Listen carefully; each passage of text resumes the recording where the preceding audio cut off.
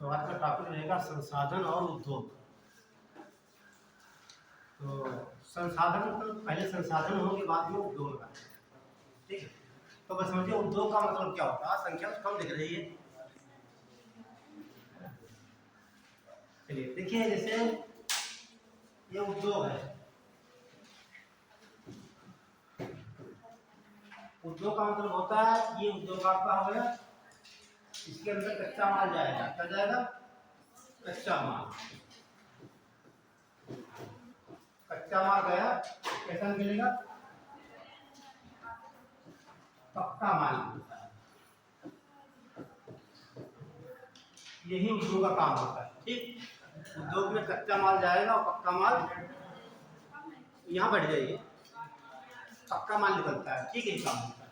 लेकिन पहले पढ़ते हैं संसाधन क्या है, और यहाँ से संसाधन से सवाल आपको अभी पेपर में होने वाला है, वहाँ से मिलेगा। तो पेपर देने जाएंगे 27 तारीख को अक्टूबर में, तो यहाँ से आपको एक क्वेश्चन मिलेगा, बिल्कुल इससे बता रहे हैं।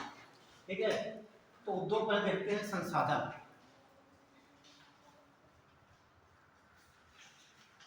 तो डाल लीजिए संसाधन का वर्गीकरण करते हैं। संसाधन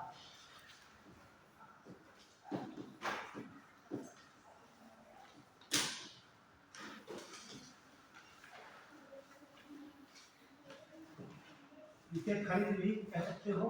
ठीक है, तो जो संसाधन आपकी है, ये संसाधन 3 प्रकार के हो सकते हैं। कितने प्रकार के? 3 प्रकार के। एक हम देखेंगे जीवाश्म,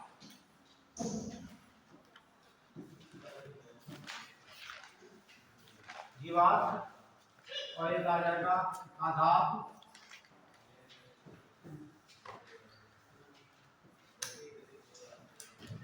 आधात्मिक, और एक आ जाएगा आधात्मिक।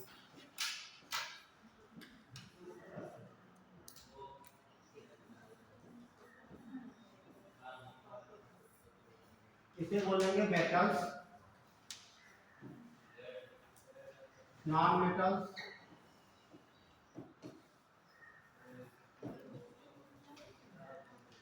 और यहाँ हो जाएगा फोर्सेस।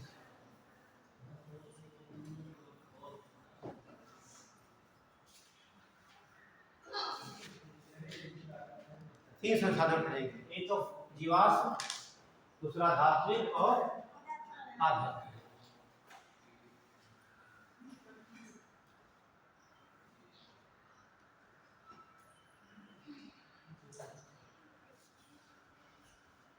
तो क्वेश्चन में क्या पता है क्या पढ़ा जाएगा?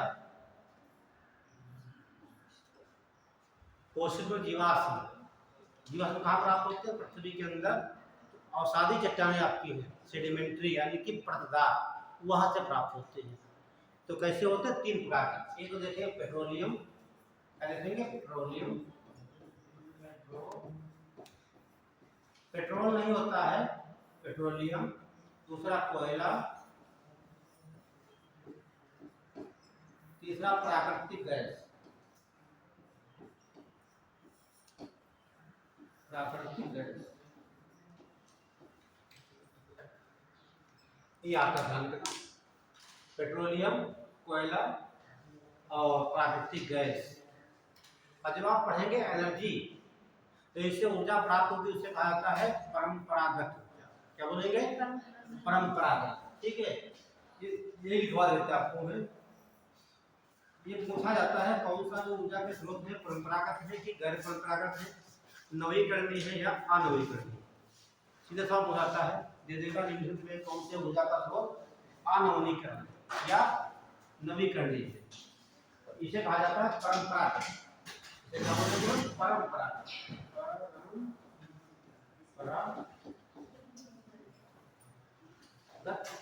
या अनवीकरणीय,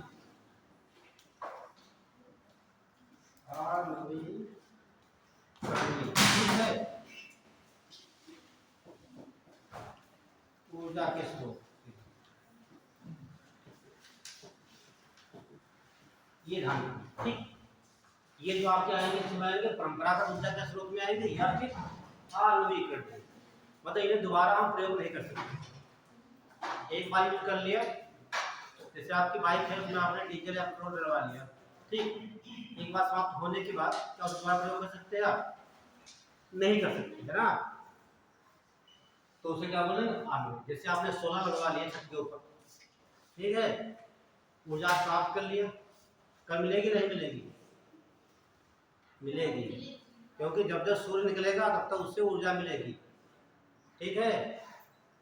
तो वो ऊर्जा होती है गर्म परंपरागत, उसे हम हमेशा रिन्यूएबल करते रहते हैं, लेकिन ये अनवीकरणीय ऊर्जा होती है, तो इससे प्राप्त करेंगे। के बाद अगला देखेंगे मेटल्स। मेटल्स भी हमारे पृथ्वी के अंदर से निकलती है। जैसे दो चार लिखवा देते हैं, जैसे क्या लिखेंगे हम? सोना आपका हो जाएगा, अब बताइए, चांदी, लोहा, तांबा, एल्युमिनियम आदि।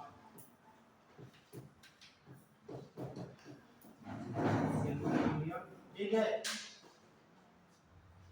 तमाम प्रकार के होते आदि। कितनी धातु होती? 91 धातु 91 होती है, ठीक। उसमें सबसे कठोर धातु होगी और एक ऐसी धातु होती है जो द्रव अवस्था में पाई जाती है, उसे मरकरी कहा जाता है। क्या बोलेंगे? मरकरी। और ट्यूबलाइट देख रहे हैं, ये पूछा गया था 22 में है, 25 में आया है कि जो घरों में प्रयोग होने वाली ट्यूबलाइट होती है उसमें कौन सी धातु का प्रयोग किया जाता है? तो मरकरी की जल वाष्प होती है इसमें, ध्यान रखना, ठीक है, लिखवा देंगे आपको। आज इधर देख लीजिए, इसमें क्या आपका हो जाएगा? कोयला, कोयला धातु में आता है, नॉन मेटल में आएगा। उसके बाद आवरक, आवरक,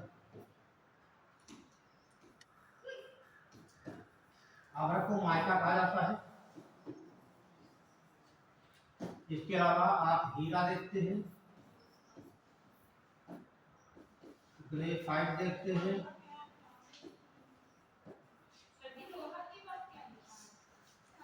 लोहा, तांबा, एल्युमिनियम,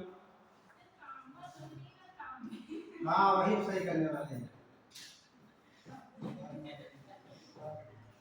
ठीक है। तांबा आज लिख लीजिए, पता है 90 आपको धातु मिलेंगी, है ना। जैसे लेड भी होता है, शीशा है, जस्ता, जिंक जो होता है, तमाम प्रकार के हैं, सब आपको नहीं नोट करना, और जो यहाँ इंपॉर्टेंट होगी आपको बता दिए जाएंगे, है ना। तो यहाँ देख लीजिए, आपका कोयला हो गया, आवरक है, हीरा, ग्रेफाइट आदि, बहुत से देते हैं। आप ऐसे नमक ले लीजिए, आप नमक जो खाते आप लोग हैं, जो घर में नमक खाते हैं, एक ऐसा है, ये आधार होती है, नॉन मेटल होता है, ठीक है। तो जो आप यहाँ देख रहे हैं, ठीक है, इन्हीं को जो भेजा जाता है इंडस्ट्रीज में, यहाँ से पक्का माल प्राप्त होता है, ठीक है। तो जैसे आप कृषि पर आधारित उद्योग कोई हो, तो जूट उद्योग हो गया, चीनी उद्योग हो गया, आपका बड़ा नजदीक है, हर गाँव देखा होगा फैक्ट्री लगी यहाँ पे, चीनी उद्योग हो गया, और रेशम उद्योग हो गया, ठीक है, कागज उद्योग हो गया, तमाम प्रकार जिससे मतलब कि डेयरी उद्योग है, ऐसे देखेंगे। तो आज हम चाहेंगे इसको पढ़ लेते हैं ना, बहुत इम्पोर्टेंट है। तो आगे हेडिंग डाल लीजिए आप। अच्छा एक चीज आपको बताते हैं, जैसे यहाँ पर लिखेंगे, नीचे लिख दीजिए आप पेट्रोलियम, फिर कोयला लिख दीजिए आप, फिर आप लिखेंगे प्राकृतिक गैस,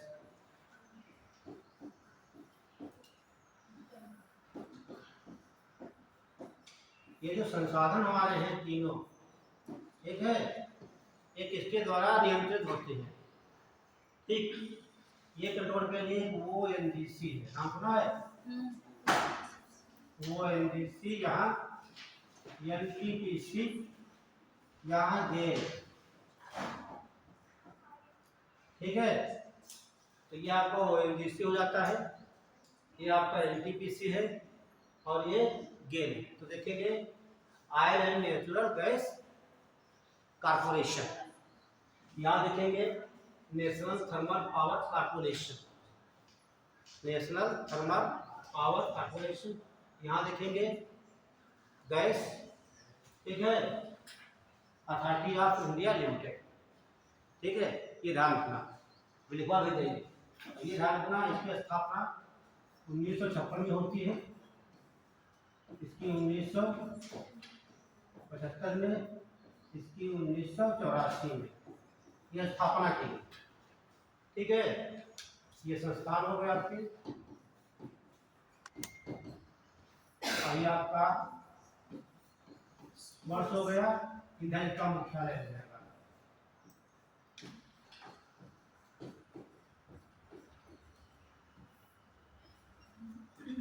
कहाँ का मुख्यालय बनाया गया, सीधे यूपीएससी सवाल यही से पूछता है, ठीक। मुख्यालय का कहाँ, दिल्ली,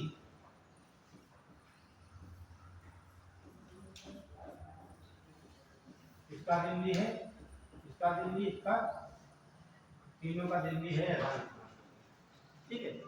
तीनों के हेडक्वार्टर दिल्ली में। तो फुल फॉर्म लिखना चाहे लिखवा देते हैं आपको, लिखे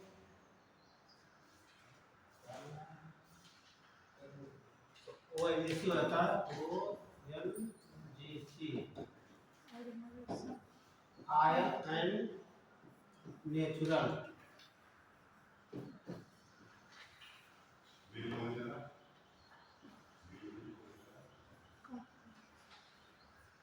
गैस कॉर्पोरेशन,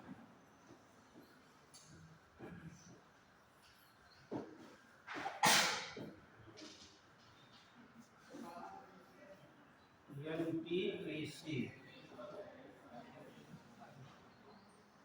नेशनल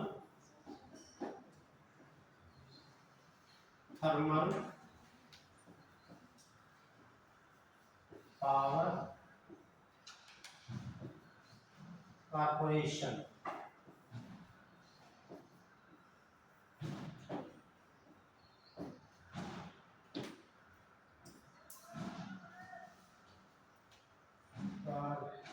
कॉर्पोरेशन, और गेल आपका हो जाएगा GA,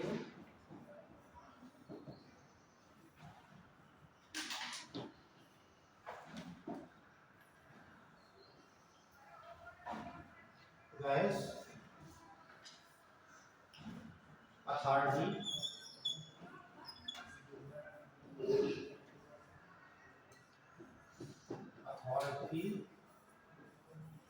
of the India limited,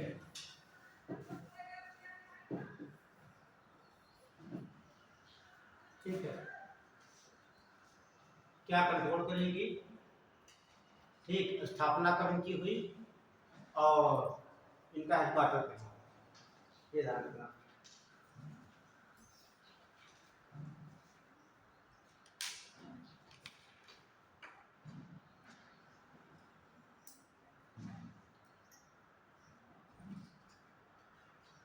हो गया, अब डाल लेंगे पेट्रोलियम, ठीक। तो बच्चे भी नोट कर रहे हैं।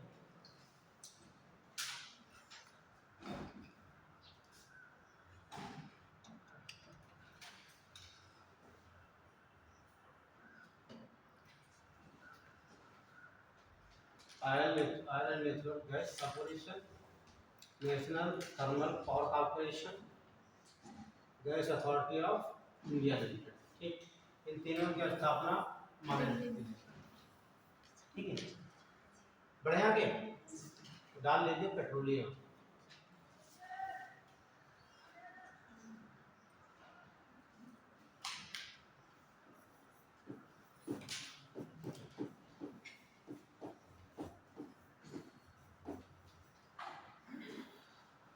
तो भाई देखते हैं पेट्रोल पृथ्वी के अंदर कब बना, कैसे बना।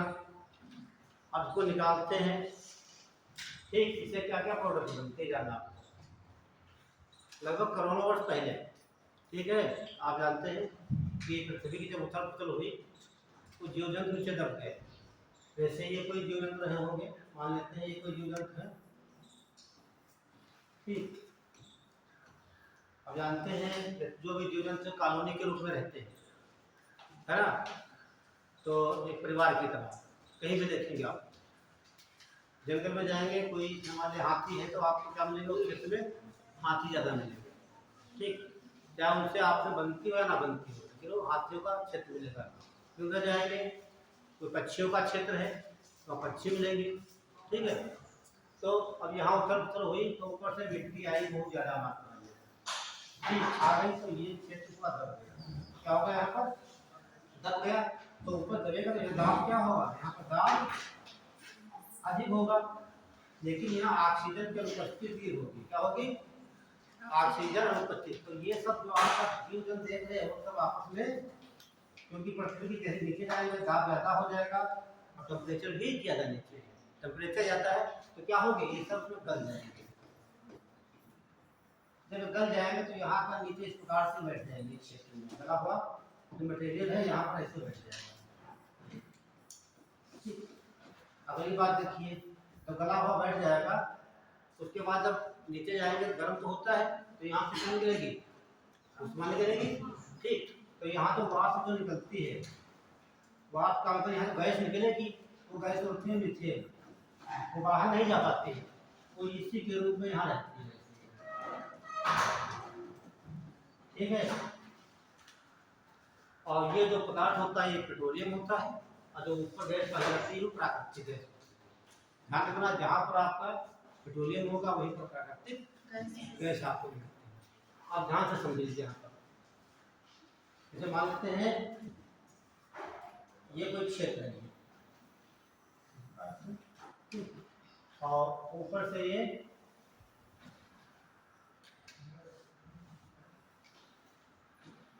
मिट्टी में दब गया होगा।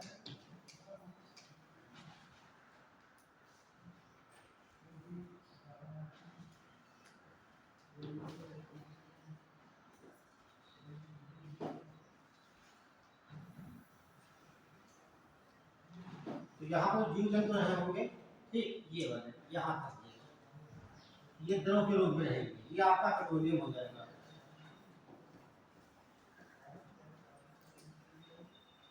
ये आपका पेट्रोलियम हो गया। देखिए इसके ऊपर जो गैस निकलेगी यहाँ से, तो यहाँ जाकर जमा, इससे क्या बोलेंगे, मीथेन गैस, CH होगा, यही आपकी प्राकृतिक गैस है। तो यहाँ पर पेट्रोलियम है और ऊपर ये गैस रहती है इस प्रकार से, ये गैस आपकी होगी। और जब खोजना होता है करते क्या है, ठीक, यहाँ से पहले इसमें सुरंग करते हैं जमीन के अंदर, अब यहाँ पर लाकर बहुत बड़ा बम डाला जाता है इसके अंदर, और बम का धमाका इतने तेज होता है तो यहाँ से लगाकर 10 यहाँ तक हजारों किलोमीटर अंदर तक का ये फैला देता है। और यहाँ से गैस निकलती यहाँ से है या पेट्रोल पर निकलते हैं, वो वैज्ञानिक लोग सर्च करते हैं यहाँ पर कौन सा मटेरियल पृथ्वी के नीचे है। यदि 10,000 मतलब कि 1000 किलोमीटर या 2000 किलोमीटर में या 100 किलोमीटर, मान लीजिए यहाँ बहुत बड़ी पहाड़ी पड़ जाती है जमीन के नीचे, तो ईंधन नहीं हो पाएगा। ठीक, ईंधन नहीं हो पाएगा तो यह पता चल जाता है यहाँ पेट्रोलियम कितना पाया जा रहा है। ठीक, तो डिटेल से की खुदाई की जाए, खुदाई कैसे करेंगे, यहाँ पाइप डाल के ड्रिल डाल के देखा जाता है ये यहाँ पर, और दूसरे क्षेत्रों में गैस होगी यहाँ पर, क्योंकि यहाँ पर गैस का दबाव बहुत ज़्यादा है, तो ऊपर से बहुत मोटी मिट्टी पड़ने वाली है आपकी बनी हुई, जैसे सुरंग होगा तो गैस बाहर निकलने लगती है, तो पता चल जाता है कि यहाँ पर पेट्रोलियम है, जैसे गैस निकली पता चल गया पेट्रोलियम। फिर उसको क्या करेंगे, पाइप और नीचे डाली जाएगी नीचे तक। ठीक है, अब देखा जाएगा कि ऊपर से कितनी गहराई में यहाँ पर कम गहराई है, तो इसको एरिया बड़ा करके इस प्रकार से करके ऐसे खोद दिया जाए कुएं के रूप में, तो देखते हैं पेट्रोलियम के कुएं ही खोदे जाते हैं वो से। और तो ये आपका पदार्थ है, ये बचा हुआ ये पदार्थ निकाल लेते हैं और जाकर आयल रिफाइनरी वहाँ पर फिल्टर करके जैसे यूपी में आप देखते हैं मथुरा में लगी हुई है ना, इसी प्रकार 23 रिफाइनरी घाट में लगी हुई है। ठीक, उसमें 2 प्राइवेट है और इसकी गवर्नमेंट की है। तो ऐसे निकाला जाता है। तो यहाँ आपको ये बनाना कुछ नहीं है, तो 2 पॉइंट नोट करना, ठीक है, नोट करिए। करोड़ों वर्ष पहले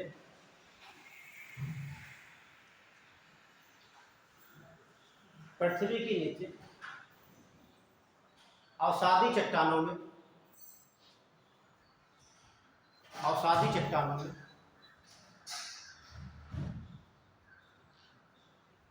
जीव जंतुओं के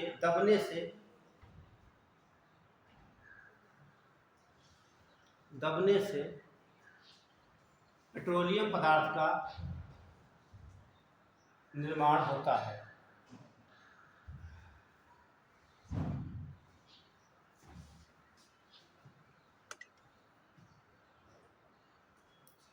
पेट्रोलियम पदार्थ का निर्माण होता है। तो करोड़ों वर्ष पहले दब गए। और चट्टानें कौन सी हैं? अवसादी बोलेंगे या परतदार बोलेंगे या सेडिमेंट्री भी कहा जाता है। पूछा जाता है पेट्रोलियम तो या पेट्रोल है, कोयला है या जीवाश्म ईंधन कहाँ से निकाला जाता है? तो सीधे अवसादी चट्टान। ये सवाल की बात पूछ रहे हैं। तो अब जो पेट्रोल निकलता है ये तो निकलेगा स्थल भाग से, एक निकलता है सागर भाग से, ठीक है। तो 2 प्रकार से निकल सकता है पेट्रोलियम।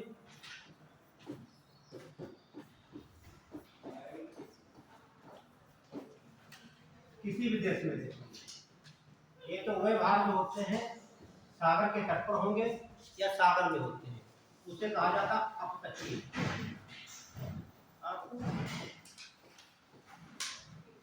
तेल क्षेत्र। ये बात का सवाल यही से पूछा जाता है। दूसरा होता अभितटीय।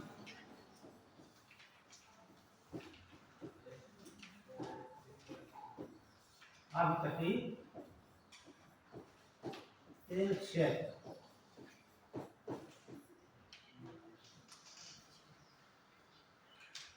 तो अब तक ऐसे बना लीजिए चार्ट आपको। अब तटीय का मतलब होगा सागर तट से दूर, सागर में। अब दिमाग में आता होगा कि भाई इस तरह मान लीजिए चट्टान में मतलब जीव जंतु जहाँ दब गया, ठीक, ये कोई जीव हमारा था, ठीक, तो एक परत बन गई, फिर दूसरी परत बन गई, ठीक, ये परत बनती। लेकिन सागर में परतें कैसे बनती? सुनिए, आप जानते हैं जीव जंतु सबसे पहले कहाँ मिले आपको? सागरों में जीवन की उत्पत्ति कहाँ से हुई? सागरों से हुई। क्या सागर में जीव हो मरते नहीं है क्या? ऐसा कोई जीव हो जो अमर हो? नहीं, सबका जीवन काल निश्चित है, ठीक है। मनुष्य हो चाहे जीव जंतु हो चाहे आपकी पृथ्वी हो, इसका भी जीवन निश्चित है, ठीक है। तो जो सागर मान लीजिए सागर या आपका हो गया, कहाँ से देखिए आप सागर, तो यहाँ पर जीव जंतु है,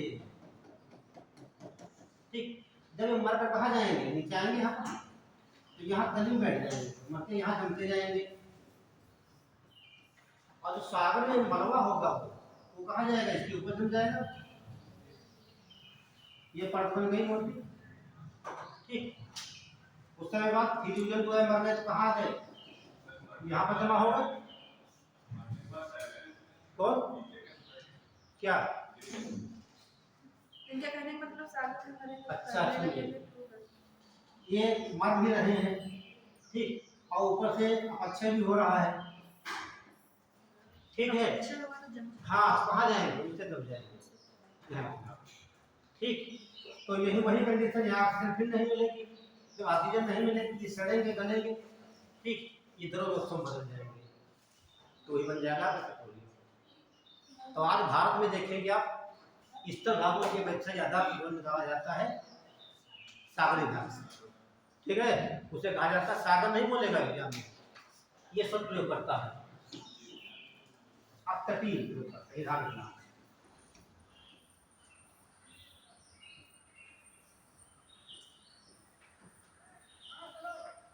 तो ये सब बुझाता है भारत में जो पेट्रोलियम का उत्पादन अपतटीय की अपेक्षा अपतटीय भाग में ज़्यादा है। ऐसे देख लीजिए, जो यहाँ हम 3 क्षेत्र पढ़ते हैं मुख्य रूप से अपतटीय, इसका मतलब होता है सागर तट से दूर। अरब सागर की बात करेंगे हम, ठीक है। 3 भाग अरब सागर में है। एक तो अलिया बेट, ऐसे लिख लेंगे आप, उसके बाद हम डायग्राम में बताएंगे आपको। एक अलिया बेट है, दूसरा बॉम्बे हाई, बॉम्बे हाई, और तीसरा आपका है बशीर तेल क्षेत्र। ये पड़ते हैं अरब सागर में। और प्योर बॉम्बे हाई से पूरे भारत का 45% तेल निकाला जाता है। कितना? 45% केवल बॉम्बे हाई से। और ये स्थल भाग होता है, स्थलीय भाग। यहाँ तमाम राजस्थान के लिए, तो एक लाइन नोट कर लेंगे आप यहाँ नोट करिए, मैप में दिखाएंगे। देखिए एक लाइन, भारत में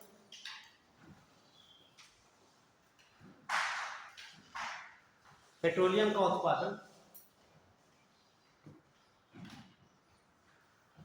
भारत में पेट्रोलियम का उत्पादन अपतटीय क्षेत्र की अपेक्षा, अपतटीय क्षेत्र की अपेक्षा अपतटीय क्षेत्र में अधिक होता है।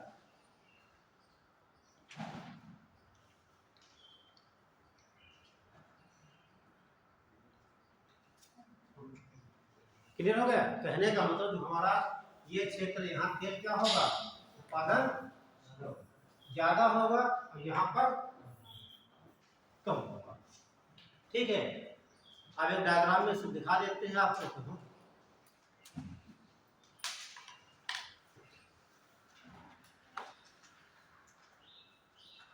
ये डायग्राम को बना लीजिए।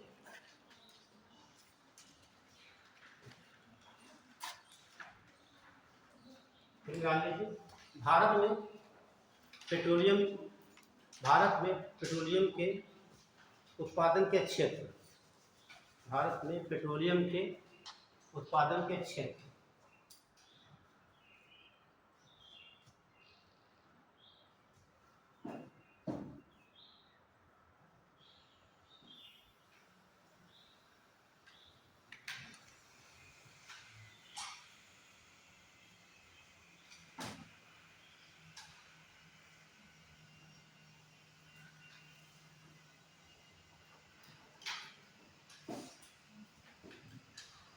देखिए, जो ये क्षेत्र मिलेगा आपको यहाँ, ये वाला, इसे बोलेंगे अलिया बेट। हाँ, अलिया बेट। और ये क्षेत्र है इस प्रकार से बड़ा बनाते हुए,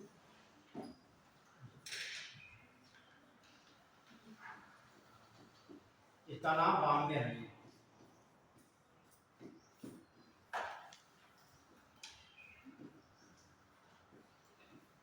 दूसरा क्षेत्र ये है बशीर। ये तो आप पूछा गया है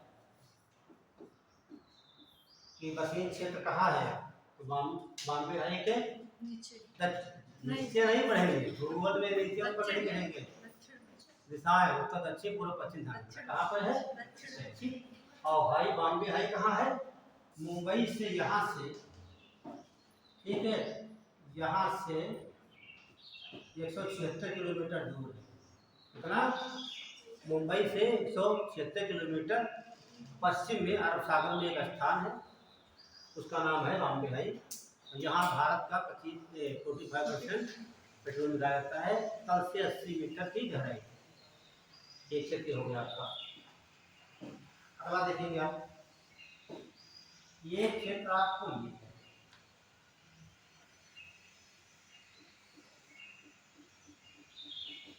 ये गुजरात है। यहाँ आपने बड़ा सुना होगा अंकलेश्वर के बारे में, जब पढ़ोगे पेट्रोलियम के बारे में कई बार पूछा गया है अंकलेश्वर किस लिए प्रसिद्ध है। तो अंकलेश्वर, ये आपका अंकलेश्वर है, ये आपका अंकलेश्वर,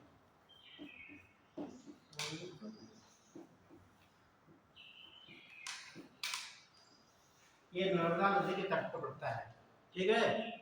और ये क्षेत्र जो है इसे कहा जाता है खंभात,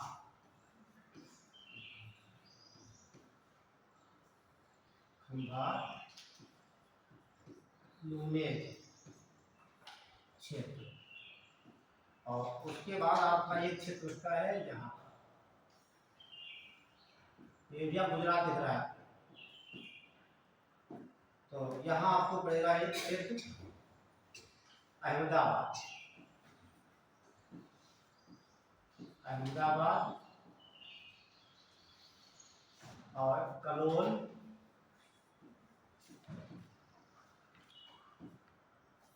और एक है इधर लिख देते हैं मेहसाणा,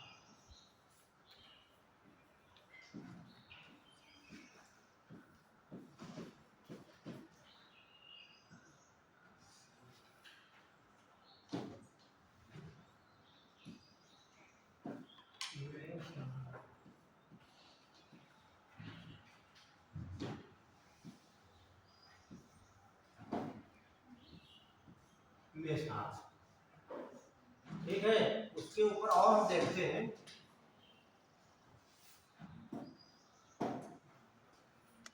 तो ये पड़ता है राजस्थान का क्षेत्र। यहाँ पर एक क्षेत्र बहुत इंपॉर्टेंट है, ये राजस्थान का,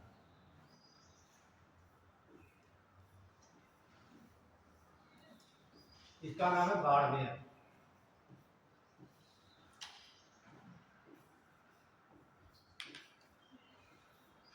ठीक, यहाँ बहुत भंडार मिले हैं। 2009 में ONGC और केयर्स इंडिया ने मिलकर खुदाई की है। और यहाँ पर 4 बहुत प्रसिद्ध स्थान है जहाँ से निकाला जाता है, तो आप ध्यान से देखिए, पहले समझ लीजिए। आप यहाँ पर 4 स्थान एक ट्रिक से याद करोगे तो कभी नहीं भूलेंगे, समझ लीजिए, ठीक है। 4 स्थान है तो ट्रिक देखेंगे आप लोग, अभी लिखना मत कुछ, थोड़ा ट्रिक भूल जाओगे। तो जैसे किसी का भाग्य खुलता है ना, तो एक शब्द यहाँ है भाग्यम, ये क्या हो गया, भाग्य बहुत बड़ा क्षेत्र बाढ़ में इससे तेल जाता है।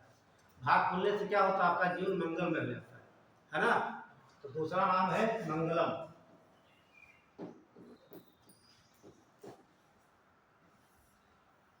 ठीक।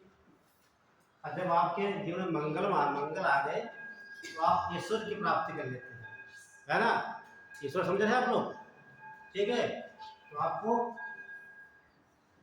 ईश्वर की प्राप्ति हो जाती है, और जब ईश्वर प्राप्त होती है तो आप शक्तिमान बन जाते हैं।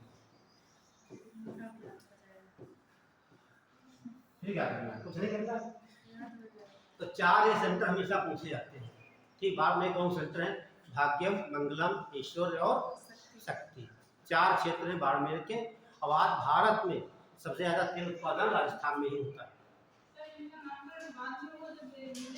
देखिए, जैसे पता चला यहाँ पर तेल जमीन के अंदर है, खुदाई की गई है ना। खुदाई करने के बाद यहाँ कुआं मिल गया, एक वहाँ मिल गया, एक वहाँ मिल गया, तो क्या नाम रखा जाएगा।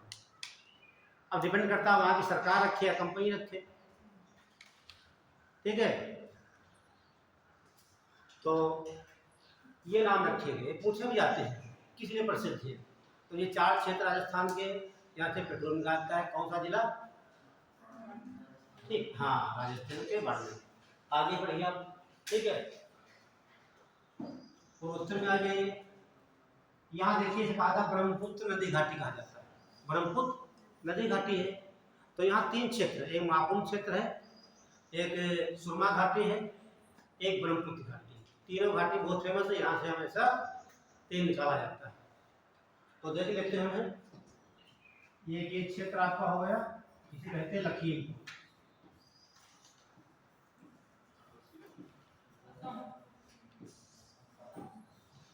लखीमपुर तेल क्षेत्र है, तो मैंने क्या बताया, ये असम क्षेत्र। दूसरा आपका है रुद्र सागर, रुद्र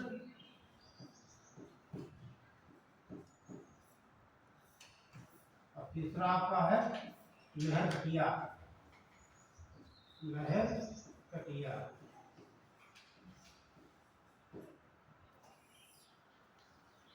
अगला दिग्बोई, दिग्बोई।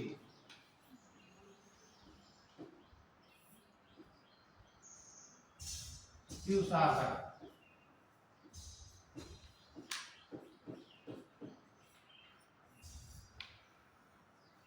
ये सब है असम घाटी में। कहाँ है? असम घाटी के या ब्रह्मपुत्र घाटी के या। और यहाँ पर कुछ क्षेत्र हैं, इसे कहा जाता है बदर, बदरपुर, इसे कहते हैं पथरिया, पथरिया। और ये कौन है? भीषम, भसीम, भसीम। तीनों जो ये क्षेत्र हैं भैया, ये आते हैं सुरमा घाटी, सुरमा, सुरमा घाटी।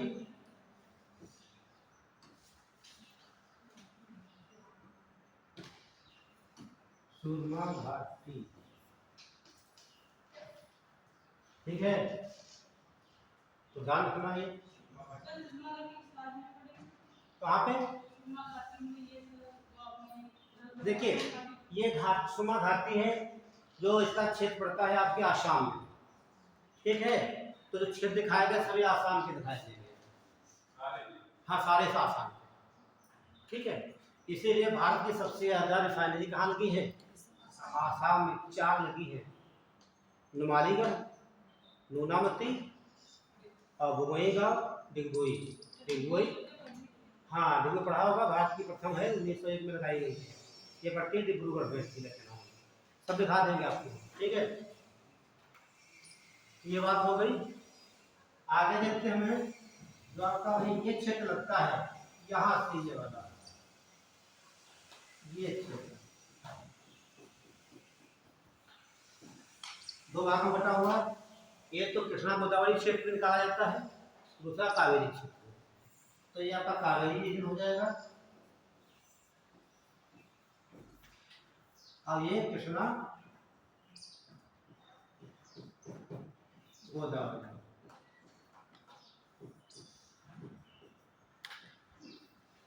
ये मुख्य आपके भारत में पेट्रोलियम के क्षेत्र, ठीक है। बना लीजिए, कोई समस्या कहीं पर हो रही हो तो अब इस तरह के लिखवा देगा यहाँ पर इम्पोर्टेंट।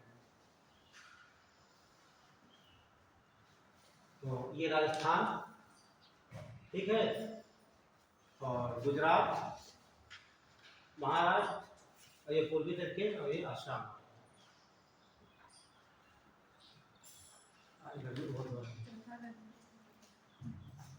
आज 24 तारीख है, क्योंकि कल कितनी थी? 23 तारीख। 23 तारीख को आप लोग इंतजार कर रहे होंगे हमारा। तो 23 तारीख में क्या होता है? Very good. तो ऐसे कोई काम से नहीं गए थे, ठीक है। तो 21 मार्च 23 सितंबर को सूर्य भूमध्य रेखा पर होता है, और 23 तारीख से आज 24 तारीख लग गई, ये है ना, ये 23 मार्च को सूर्य कहाँ रहता है? भूमध्य रेखा पर। आज इसलिए इधर स्टार्ट हो गया है दक्षिणायन। अब भारत हमारा यहाँ पर है, जब देखो दूर जा रहा है तो यहाँ पर जाने की शुरुआत हो चुकी है आज से, ठीक है। आज सूर्य कहाँ है? दक्षिणी गोलार्ध में, ठीक है। तो यहाँ चलते चलते कब तक चलता रहेगा? ये 22 दिसंबर तक चलता है, और जैसे 22 दिसंबर से चलता है तो यहाँ जाएगा 21 मार्च को, है ना। जैसे ही चलता रहता है, ठीक, आज यहाँ पे है, ठीक है। तो दक्षिणायन प्रवेश कर गया है और गर्मी बहुत है, क्योंकि गर्मी नहीं होना चाहिए, जैसे पर्यावरण का प्रकोप है, ठीक है। चलिए नोट कर लिया। तो सवाल पहले बनता है, सबसे ज्यादा पेट्रोलियम कहाँ निकाला जाता है। ये तो आपको बताया, तो बात करेगा अपतटीय क्षेत्र से हो गया, तो दूसरा है अपतटीय क्षेत्र हो गया। सीधे पूछता है भारत में 3 ऐसे राज्य बताइए जहाँ सबसे ज्यादा पेट्रोलियम। एक नंबर पे आप ये देखते हैं, एक पर दूसरा उसका पड़ोसी और तीसरा आपका आसाम होता है। तो नोट कर लीजिए, भारत के तीन राज्य,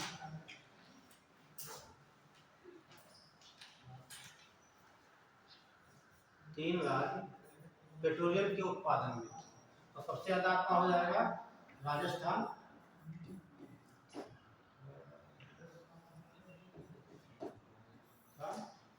फिर गुजरात, उसके बाद आपका है असम।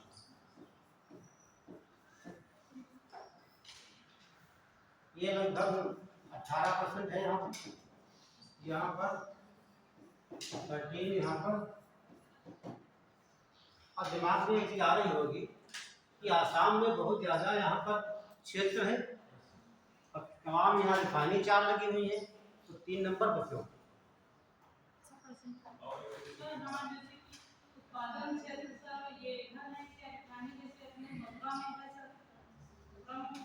हमारा क्वेश्चन ये है कि सबसे ज्यादा क्षेत्र कहाँ आप देख रहे हैं, असम में, और 4 रिफाइनरी यहाँ पर लगी है, किसी राज्य में 4 नहीं है सबसे ज्यादा, लेकिन यहाँ पर तीसरा स्थान क्यों? पहला होना चाहिए, ऐसा तो बताएगा हमें, सब लोग जानते हो, हर बच्चा जानता है, बताओ। अच्छा, भारत में सबसे बड़ा तेल कहाँ निकाला गया? असम में निकाला गया। अब आप वही लिखा है, देखते हैं 1901 में फैक्ट्री लगाई गई, यहाँ पर रिफाइनरी लगाई गई। अब यहाँ बहुत भाई तेल तो हम बना नहीं सकते है ना, तो यहाँ से तेल लगातार 1900 कितने लगभग 100 साल ज्यादा निकलता आ रहा है, तो यहाँ कम होगा कि बढ़ेगा? कम होगा ना। आपके पास 2 डिब्बे, एक में पैसा बराबर भर दिया आपने, ठीक है, 2 डिब्बे आपके पास है, बराबर पैसा भर दिया, एक को वहां से निकालना स्टार्ट कर दिया, तो कम किसमें होगा, जहाँ से निकालना स्टार्ट करेंगे। तो ये तेल कब से निकाला जा रहा है? निकाला जा रहा है यहाँ से। ये तो बहुत बाद में खोजेगा, 2009 में खोजा गया, 2009 में, ठीक है। तो ज्यादा भंडार यहाँ पे है तो निकाला जा रहा है, हो सकता है इसके बाद नए और खोजा जाएंगे, वहां ज्यादा होगा, क्योंकि यहाँ इसको बना नहीं सकते हैं, क्यों? यहाँ से उसका उत्पादन कर सकते हैं, बिल्कुल हो सकते हैं, ठीक है। देखिए बात वो उत्पादन कितना हो रहा है, कहाँ पे हो रहा है। अब उसको गैस पाइप के जहाँ भेजा जाएगा तो चलेगा उसके पाइप में। अब उत्तर प्रदेश में देखिए लगी है मथुरा में, बिहार में लगी, बिहार में तेल नहीं निकलता कहीं, हरियाणा में देखिए भटिंडा पंजाब में लगी हुई है ना, मथुरा में देखिए लगी है, बाहर से तेल आता है रिफाइन के लिए। तो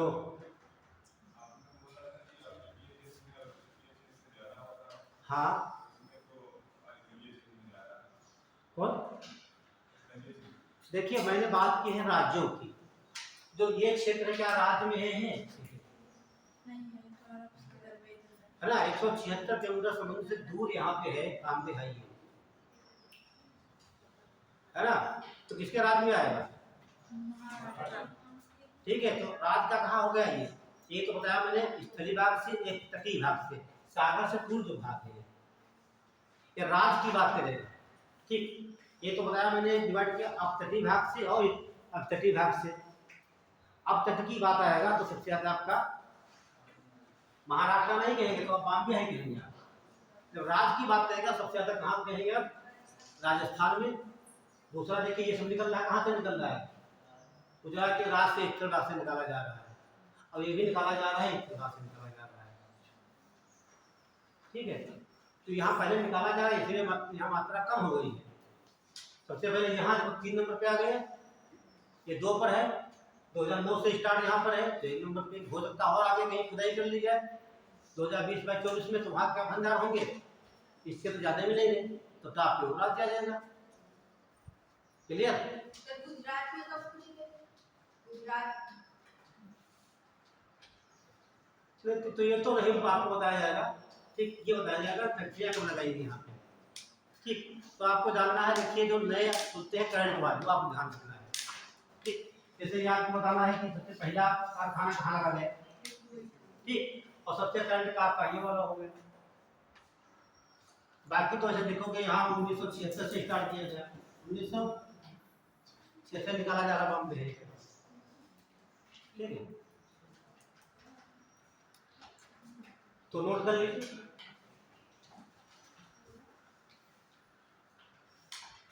तो डाल लीजिए बॉम्बे हाई, बॉम्बे हाई,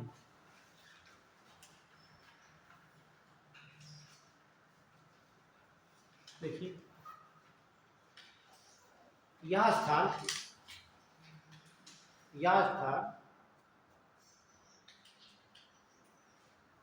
मुंबई के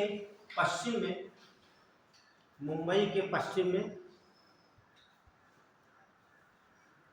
176 किलोमीटर दूर अरब सागर में स्थित है, 176 दूर स्थित है। यहाँ से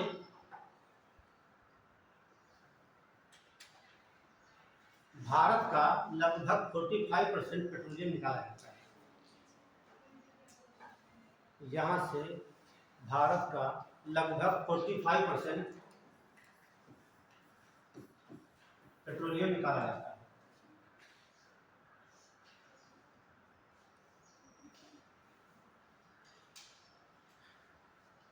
देखिए जब 1974 में काम स्टार्ट हुआ यहाँ पर बॉम्बे हाई में, लेकिन भारत के ऐसी कोई टेक्निक नहीं थी कि हम समुद्र से यहाँ से पेट्रोलियम निकालें। तो भारत ने क्या किया, भारत में एक जहाज है सागर सम्राट, नाम सुना है, सागर सम्राट एक जहाज का नाम है, सागर सम्राट जहाज का नाम है। और भारत ने जापान से मंगाया, कहाँ से मंगाया, जापान से मंगाया, ठीक है। तो ये सागर सम्राट के कहाँ चला गया, ये इसके माध्यम से यहाँ तेल निकाला गया, कहाँ से, बॉम्बे हाई से, ठीक है। तो ये माना गया कि जो ये हमारा सागर सम्राट है, तो जहाज बना धीरे धीरे नष्ट हो जाएगा, तो कैसे इसकी यादगार बनी है, कैसे इसको आने वाली पीढ़ियां समझेगी। तो भारत सरकार ने तो 1 रुपये का नोट जो होता है, देखा कभी, ध्यान से देखना, उस पर जहाज प्रकार का बना होता है, वहाँ पहिए लगे देखेंगे आपको यहाँ पर, तो बना है वही आपका सागर सम्राट है, 1 रुपये के नोट, ये कभी मिल जाते हैं। तो इंडिया के 1 रुपये के नोट, तो अगला पॉइंट लिख लीजिए, यहीं से लगभग 75% प्राकृतिक गैस भी निकाली जाती है, यहीं से लगभग 75%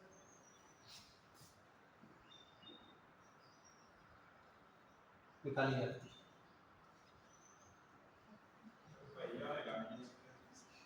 अरे वो चलाने के लगा होता है, काला का दिख रहा होगा, छोटा है, दिखा रहा उसमें, हाँ वही लिखा नहीं लिखा है, बस जहाज बना वही भी आपका है, क्या नाम उसका है, अब तो हम तो बता रहे हैं, तो जहाज बना वही सागर सम्राट है। देखो कितने बच्चे तेज हैं, हाँ सीता भाई, 1 रुपये नोट भी रखते हैं, हाँ तो जहाज बनाया नोट पे कैसा है, वो सागर सम्राट है, जापान से मंगाया गया, उसी के माध्यम से यहाँ तेल का उत्पादन किया गया बॉम्बे हाई से, ठीक है। तो ध्यान रखना, आप तटी से ज़्यादा निकाला जाता है, तटी भाग से कम निकाला जाता है। चलिए अगला पॉइंट नोट करिए, अब देखो आपको हम ये सब नहीं दिखाएंगे, ये क्षेत्र कहाँ कहाँ आपको बता दिया गया है। ये क्षेत्र कहाँ पड़ेगा सर के, ये सब असम की हो गए आपके। अब जो जरूरी चीज आपको दिखा देते हैं, ठीक है, ये असम की, ठीक है। अगला कोई लिखिए, डालिए राजस्थान, राजस्थान,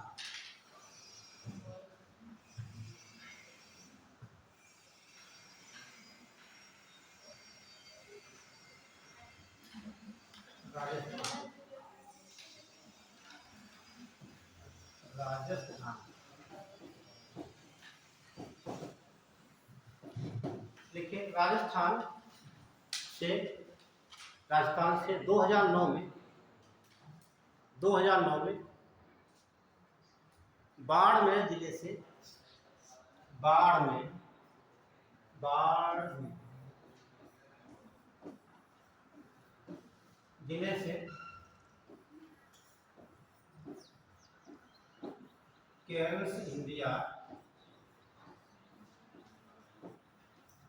द्वारा पेट्रोलियम का उत्पादन किया गया। ये कंपनी का नाम है केयर्स इंडिया। ये सवाल एक बार पूछा गया एग्जाम में, ठीक है, तो करंट का रहा होगा तो पूछा गया होगा, ठीक है। हाँ, केयर्स इंडिया कंपनी का नाम है, इसके द्वारा उत्खनन किया गया है, ठीक, पेट्रोलियम निकाला गया।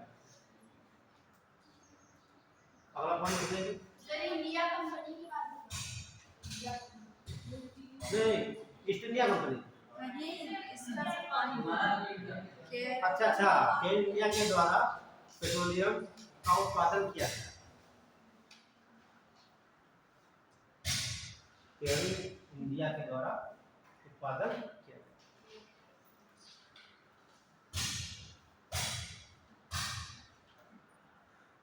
अगला देख लीजिए, अच्छा नोट में लिखिए, नोट कर लीजिए, नोट में लिखिए, बहुत इंपॉर्टेंट बात है। जैसे ही आपका पेट्रोलियम है, नोट में पेट्रोलियम, ठीक है, तो विश्व की बात कर लेते हैं पहले हम, ठीक। तो विश्व सबसे ज्यादा भंडार किसके पास है, ये बात बनती है भंडार, और सबसे ज्यादा उत्पादन कौन करता है, हाँ पहुंच गया जापान, एक जापान हो गया। अब देखो उन्हें कितना लगाव अपने एशिया से है, एशिया के बताओ क्या, ठीक है, हो गया। तो देखिए भंडार अलग चीज होती है, उत्पादन अलग होता है। किसी जगह भंडार बहुत है लेकिन वो उत्पादन नहीं कर रहा है, नहीं कर रहा है जानबूझ के, या उसके पास ऐसे साधन नहीं है उत्पादन करने के लिए, है ना। तो सबसे ज्यादा भंडार है वेनेजुएला का है।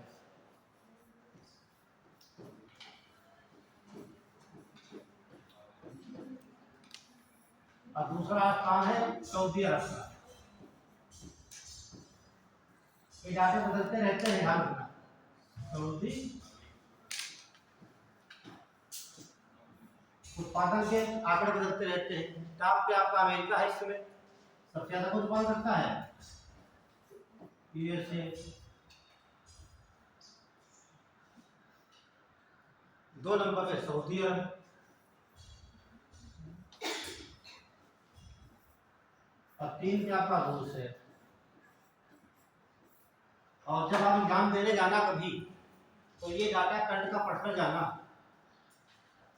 ठीक है, ध्यान रखना। ये डाटा मैं तो लिखा तो दिए यहाँ पे, जब एग्जाम देने जाना ये डाटा बदलते रहते हैं, ठीक है। हो सकता है रूस का स्थान आगे आ जाए, या इसका आगे जाए, पीछे चला जाए, ठीक है। हर साल ये डाटे आपको बदलते मिलते हैं।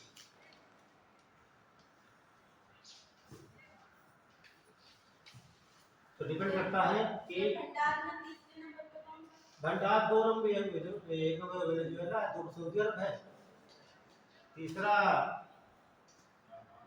जापान नहीं, कोई यूरोप का ही देश है, कौन, हाँ। और हाँ देख लीजिए, ये पूछा था विश्व में कितना पेट्रोलियम है, 1.57 ट्रिलियन बैरल।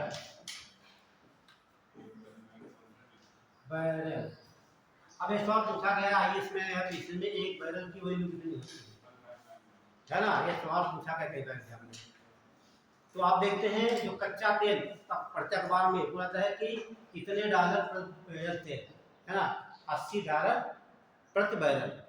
तो देखिए ये बैरल का मतलब क्या है, एक बैरल बराबर होता है 1.59 लीटर कच्चा तेल, कच्चा या क्रूड ऑयल, ठीक है, या इसे कहते हैं 162 लीटर कच्चा तेल।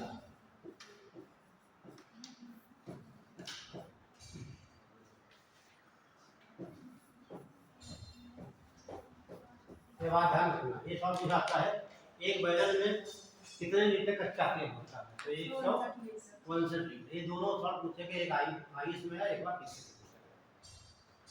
तो ये भी पूछाता है कि जो क्रूड ऑयल होता है किसमें मापते हैं, बैरल में मापते हैं, अंतरराष्ट्रीय है, ठीक है। तो इतना पेट्रोलियम इसमें इतने भंडार हैं, ठीक है। हाँ, तो ढूंढ लेना कितना हो जाएगा, मिलियन, बिलियन, ट्रिलियन, ठीक है।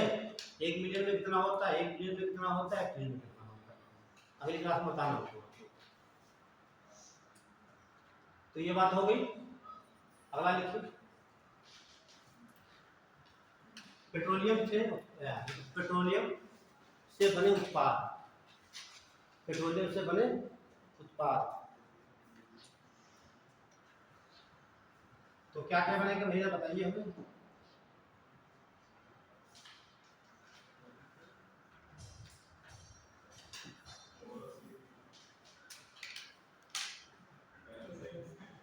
आराम से चलो, धीरे धीरे। सबसे पहले निकालिए पेट्रोल निकालिए भैया। क्या लिखेंगे, पेट्रोल से बनी बनता है। कहने का मतलब जो पेट्रोलियम आपका हुआ ये गाढ़ा चिपका द्रव होता है, गाढ़ा चिपका द्रव होता है, ये बहुत यही पेट्रोलियम आपका होता है, ठीक है। इसे निकाला जाता है। ये तो पेट्रोल आपका हो जाएगा,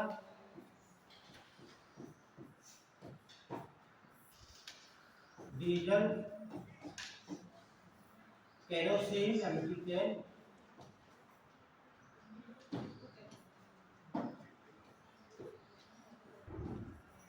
केरोसिन और वायुयान आते हैं,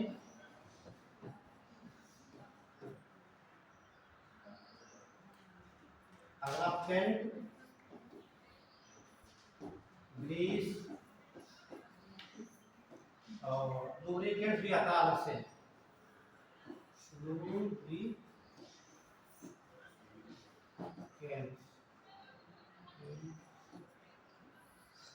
उसके अलावा कृत्रिम रबड़,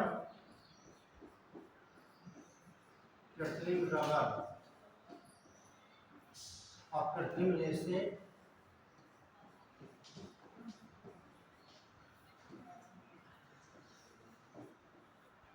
इसके अलावा आपका कॉस्मेटिक सामान, कॉस्मेटिक, ठीक है। और भी नायलॉन वगैरह तो हम इससे बनाए थे। हाँ, सबसे इम्पोर्टेंट देखो, तारकोल जो बनता है जामर, सबसे लास्ट में वही बचता है, ठीक है, जामर। हाँ, पैराफिन मोम, देखो इसमें लुब्रिकेंट लिखा है, ये वाला, ठीक है, ये मोबिल बनता है वही से। और आपने क्या करा, पैराफिन मोम,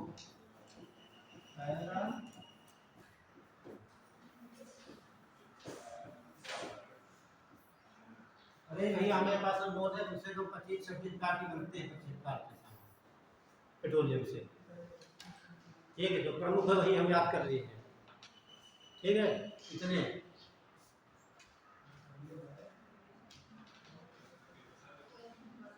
और भी याद आए तो लिख देना तमाम प्रकार के हैं। ठीक है। और सुलेशन तो मैंने नहीं पढ़ा आपको।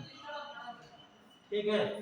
पेट्रोल, डीजल, केरोसिन, वायुयान का तेल, पेंट, ग्रीस, लुब्रिकेंट, ईट का मोबिल बोलते हैं। ठीक है। कृत्रिम रबड़, कृत्रिम रेशे, कॉस्मेटिक सामान, गारमेंट, पैराफिन, मोम, ये सब प्रमुख है। ठीक है। तो ये बहुत चीजें निकलती वहां से।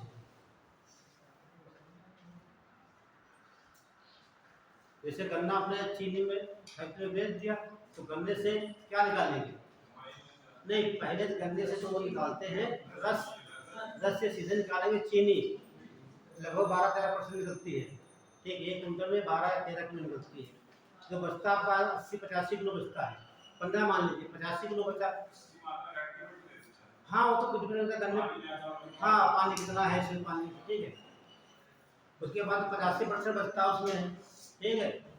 उससे निकालेंगे क्या बनता हो, शीरा और बन जाता है।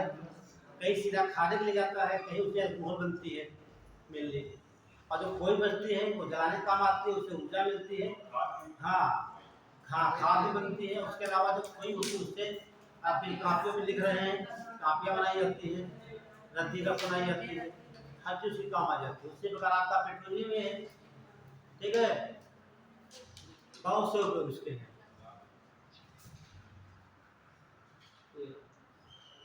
कभी 25 प्रकार के कभी याद किए थे, इसमें इतने याद।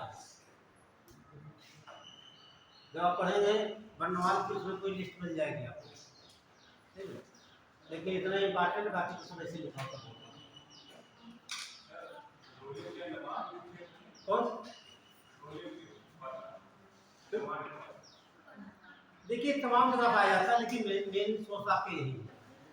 ठीक है। जो द्वीप मिलेंगे, देखिए जितना जो द्वीप होते हैं उन्हीं के आसपास ज्यादा पाया जाता है। ठीक है। चलिए आप नोट करिए। भारत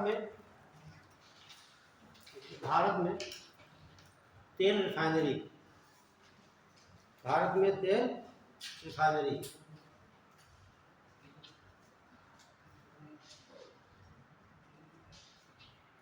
तो पहले हम देखते हैं, ले लेना असम राज्य। अच्छा नोट कर लीजिए कि भारत में 23 तेल शोधक कारखाना लगाए गए। भारत में 23 लगाए गए हैं, और इसमें 2 हैं निजी क्षेत्र के। निजी क्षेत्र तो पहले यही देखते रहते हैं, निजी क्षेत्र के, है ना। 23 कारखाने हैं, क्योंकि तेल शोधक कारखाने, तो दूसरे 2 कैसे हैं, वो प्राइवेट सेक्टर के हैं। हाँ, तो यही देख लीजिए, जामनगर, हाँ लिखिए हेडिंग नंबर 1 आपको, जामनगर तेल शोधक कारखाना, जामनगर।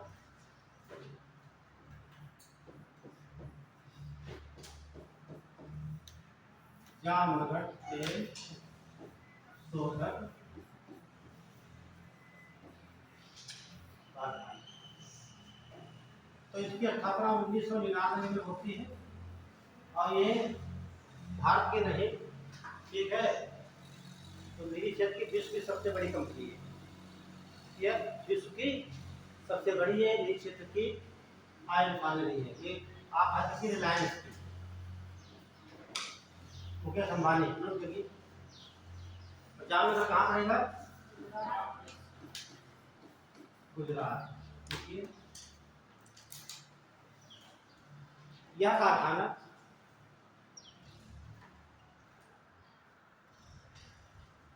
गुजरात में स्थित है।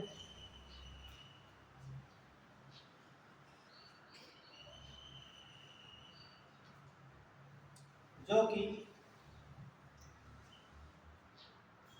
भारत की है, जो कि भारत की एक बहुत बड़ी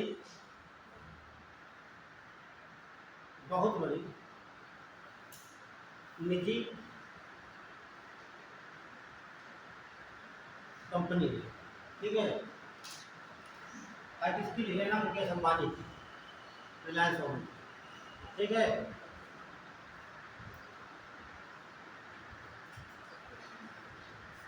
और जब आप तेल लेना लिखा होगा जियो, है ना, जियो इंडिया की वस्तु कहाँ से लाता है, जामनगर से आता है। हाँ ठीक है। एक और है, देखा होगा वादनाथ, ठीक है। दूसरा वादनाथ, वादनाथ तेल शोधक कारखाना, तेल शोधक,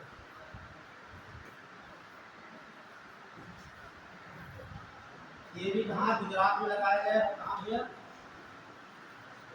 गुजरात में है।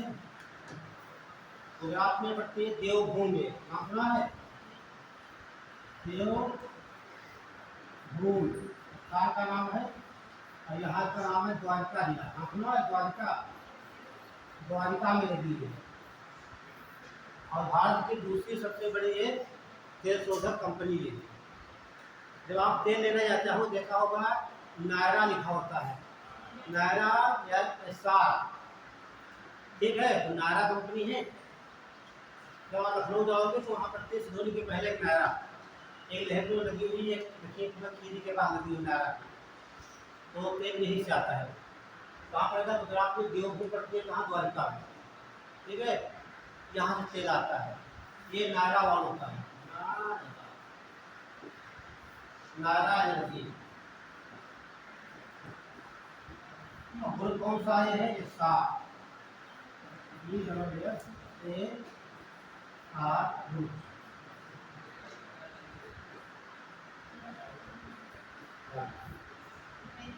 जहाँ ये लिखा होगा नायरा, वहाँ स्टार लिखा होगा, देख लेना, ठीक है। आपको नायरा पेट्रोल मिल जाएगा, तो वहाँ लिखा होगा स्टार। ये दोनों प्राइवेट कंपनियां हैं।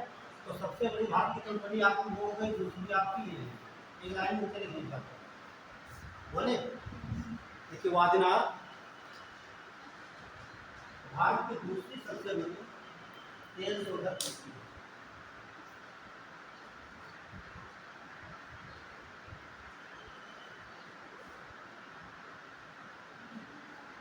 और ये 2006 में स्थापित की गई, 2006 में, कैसे पर नोट करें।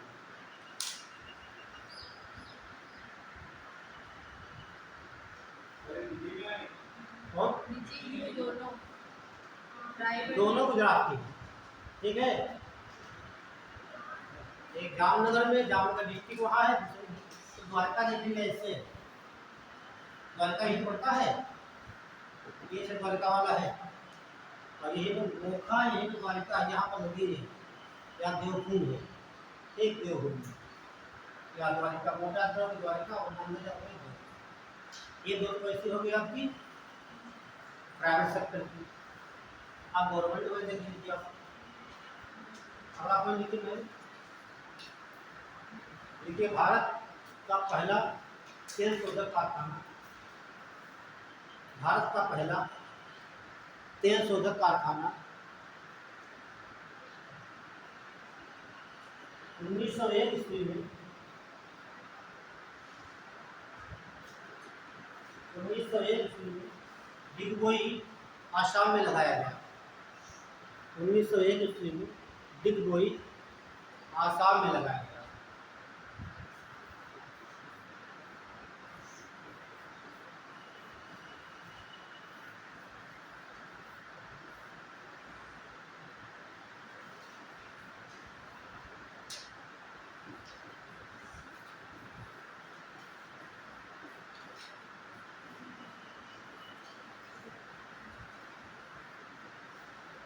आसाम में देखिए, एक आपको डिगबोई बता दिया गया,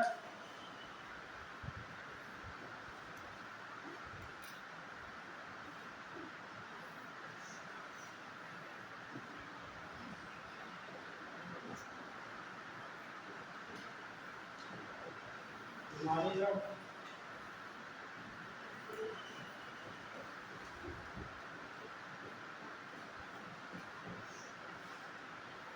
गाँव,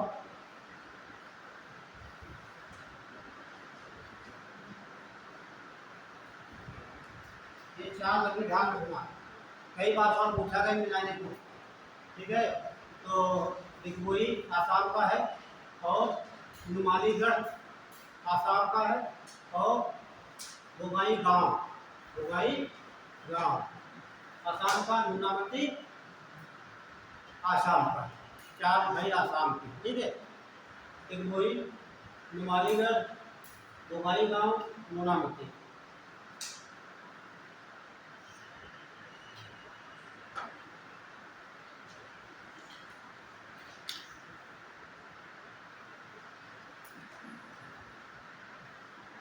दिग्बोई में आगे लिख लेना, वो सबसे ये पुरानी है, तो 1941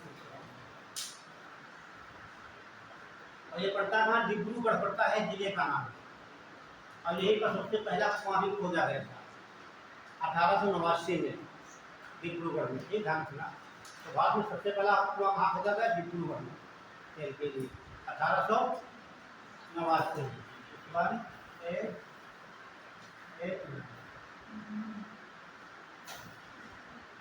कितना हो गया?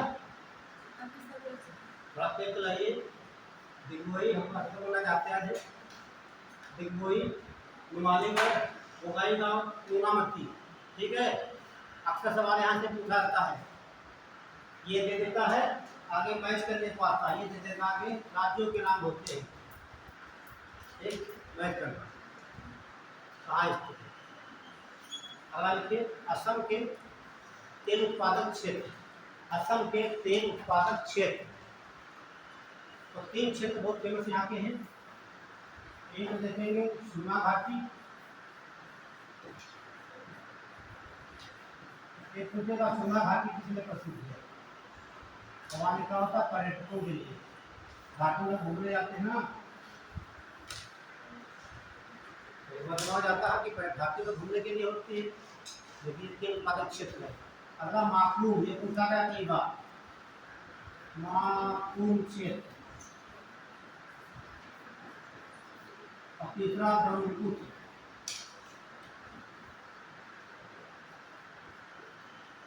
घाटी क्षेत्र। ये तीन क्षेत्र ध्यान रखना, ठीक है। माकूम कई बार एग्जाम में आया, इसलिए फेमस है तेल उत्पादन का।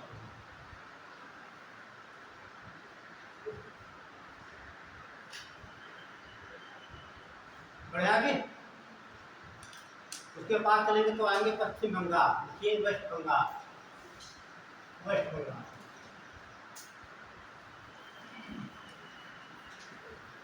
वेस्ट बंगाल में एक लगी हल्दिया,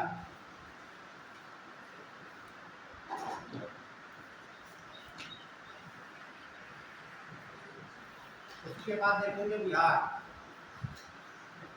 बिहार में है बरौनी,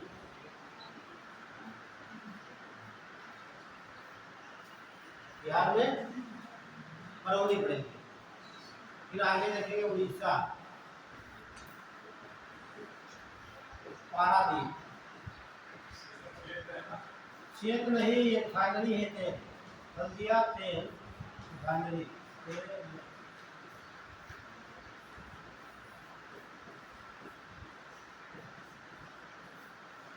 ठीक है, तो तेल रिफाइनरी के नाम, ठीक है।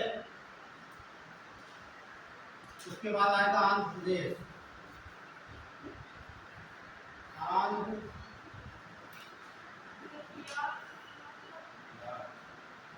क्या हुआ?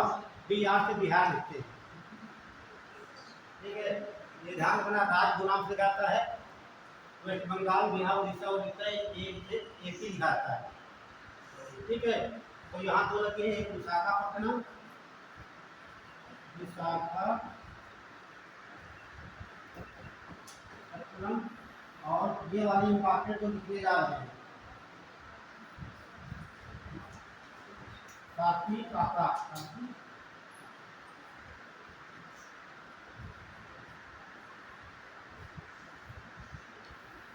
काफी तीखा लिखा हो या काका, ध्यान रखना।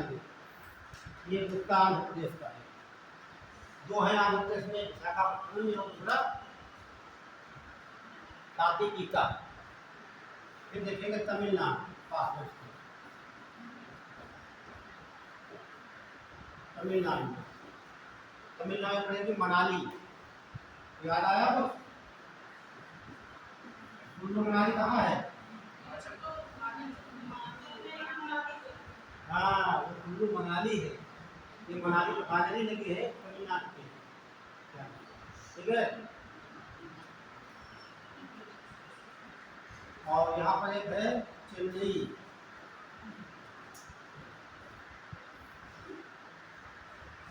मनाली, ठीक है, और चेन्नई। आगे आएंगे केरल। केरल में कोच्चि, कोच्चि फाइनल।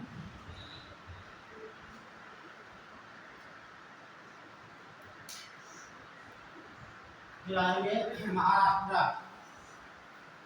महाराष्ट्र, महाराष्ट्र में 2 लगी है, ट्राम्बे और एक और ट्राम्बे में है।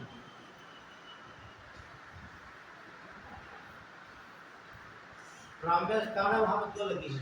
एक लगी है बीपीसीएल की, एक लगी है आपकी बीपी भारत पेट्रोलियम की लगी है, और साथ में लगी हिंदुस्तान पेट्रोलियम की लगी है। ट्राम्बे, हाँ दोनों ट्राम्बे में, ठीक, दो ट्राम्बे में। उसके ऊपर जाएंगे, मिलेगी आपको गुजरात। गुजरात में कोयली है, ये पूछा जाएगा कोयली। एक मैच करने पर सीधे पूछता है।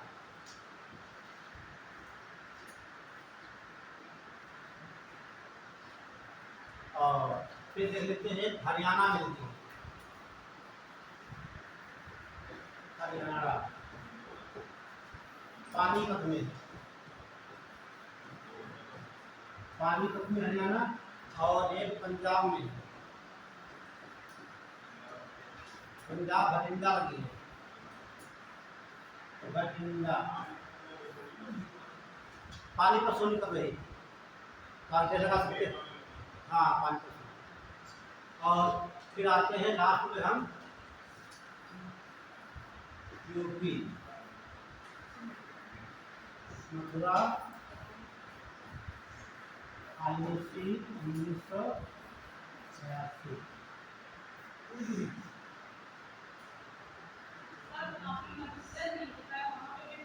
और हाँ, एमपी में बीना, नोट कर लीजिए। तो एमपी में बीना, वेरी गुड, ठीक है। इतनी बहुत हो गई, ठीक है।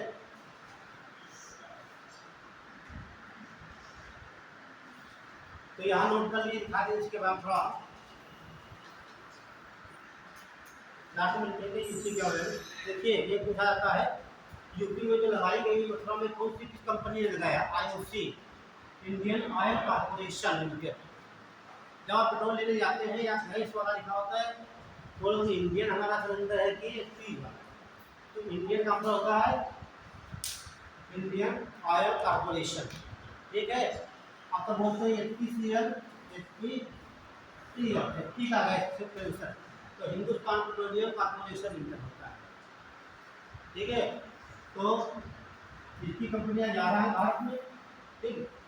इतनी तो टोटल हो जाएगी, जितनी आप फैक्ट्री आपकी है उतनी हो जाएगी, ठीक है। सबसे ज़्यादा इसी की है। तो एक होती है आपका HPCL, IOC और BP। ये भारत है, ये इंडियन है, ये हिंदुस्तान है, ठीक है। तो ये पूछता है, नोट कर लीजिए। देखिए उत्तर प्रदेश में 1982 ईस्वी में, उत्तर प्रदेश में 1982 ईस्वी में इंडियन ऑयल कॉर्पोरेशन के द्वारा, उत्तर प्रदेश में 1982 ईस्वी में इंडियन ऑयल कॉर्पोरेशन के द्वारा मथुरा में तेल शोधक कारखाना लगाया जाए, तेल शोधक कारखाना लगाया जाए।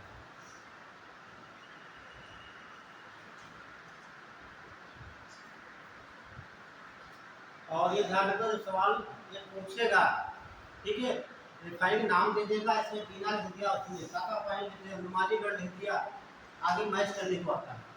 एक सही, दो सही, सब गलत।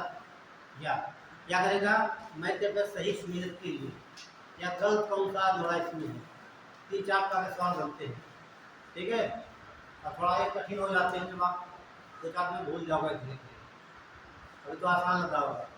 और आप लोग डायग्राम बनाकर भी दिखा सकते हो, है ना, जैसे मैंने ऐसा आपको बताया, डायग्राम बना रखिए, जो महाराष्ट्र में दिखा दिया, गुजरात में दिखा दीजिए, ठीक है, और यहाँ में दिखा दीजिए, यहाँ दिखा दीजिए, या लिख दिया है। तो सबसे अच्छा यही है, पास में लिखा हुआ दिखाई दे रहा आपको।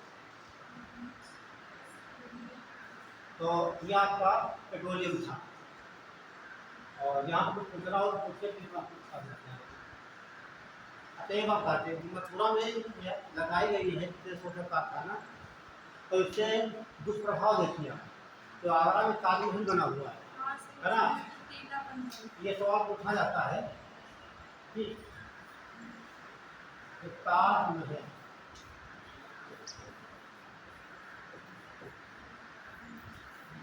ताजमहल जो बना हुआ किसका बना है, संगमरमर,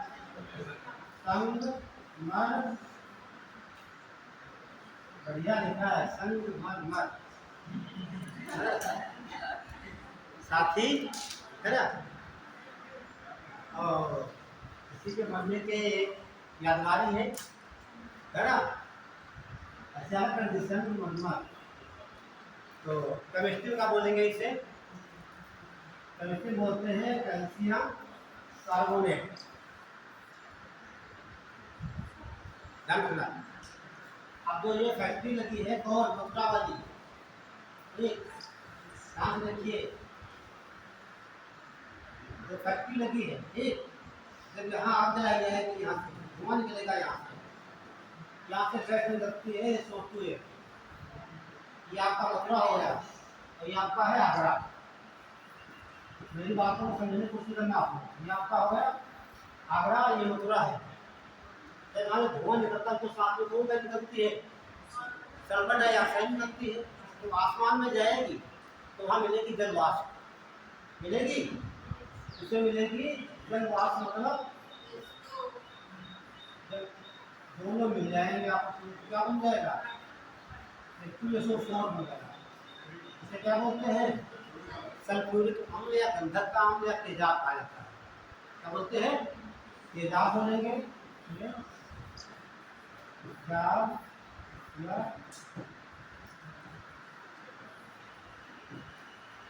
गंधक का अम्ल या सल्फ्यूरिक एसिड कहा जाता है। जब आसमान में ये रहेगा गैस, जलवाष्प टपक जाएंगी, ये बूंद भारी हो जाएगी, तो कहाँ गिरेगी, जब गिरेगी पृथ्वी पर, तो ये गिरेगा जाकर कहाँ पर, संगमरमर पर, ठीक। तो इसे क्या बोलेंगे, एसिड रेन, एसिड रेन मतलब अम्लीय वर्षा, ये पूछा जाता है। अम्लीय वर्षा के लिए कौन जिम्मेदार है, सल्फर डाइऑक्साइड,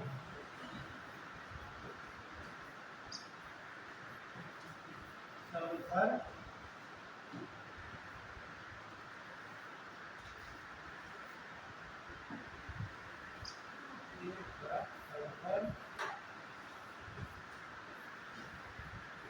डाइऑक्साइड, मतलब पता है इससे नुकसान होता है, अपन जब दूसरी जगह में बात क्या हो गया, इसको इससे नुकसान हो रहा है, इसकी वजह से तो इसको हटवाना चाहिए। हाँ सुन लो पहले, ये अम्लीय वर्षा कहाँ हो रही है, आगरे में, यहाँ ताजमहल है।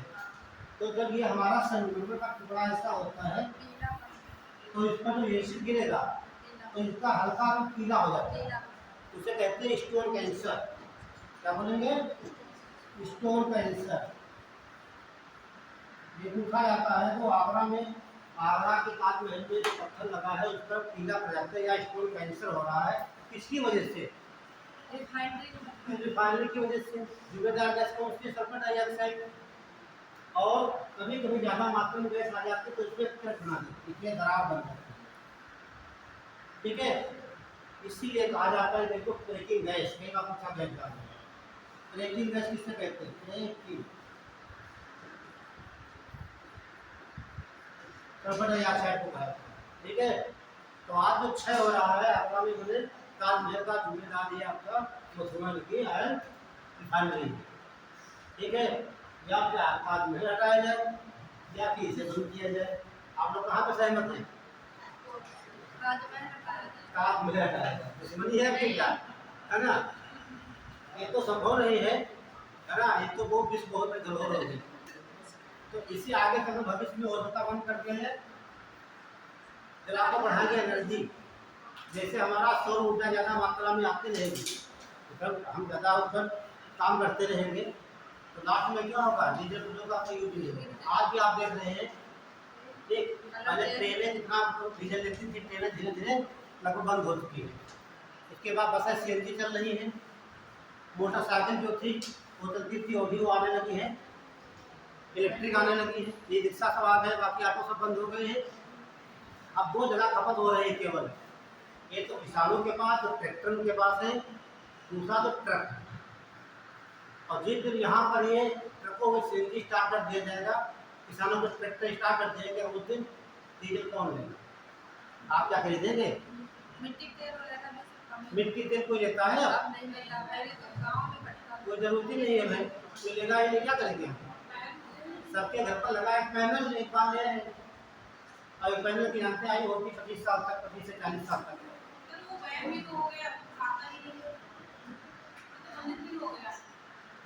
क्या? हाँ, उससे प्रदूषण होता है ना। लेकिन पैनल क्या है? ये अच्छे ऊर्जा हमारी है ना। तो आप पढ़ाएंगे अच्छे ऊर्जा के बारे में, अच्छे ऊर्जा नवीकरणीय ऊर्जा तो और डिटेल से हो जाएगा। तो आज मैंने पेट्रोलियम बता दिया पूरा, वो एनजीसी बता दिया गया। तो कल क्लास लेंगे आपको हम प्राकृतिक गैस खत्म कर देंगे, पूरा कोयला खत्म कर देंगे। उसके बाद आपको बढ़ाएंगे धातु स्टार्ट कर देंगे, हो सकता हम 3-4 दिन लगा कर आपके पूरा खत्म कर दिया जाएगा। एक यहीं पर हम स्टार्ट कर सकते हैं। और आप लोग तैयारी करते रहिए, आप लोगों को एग्जाम निकालना है।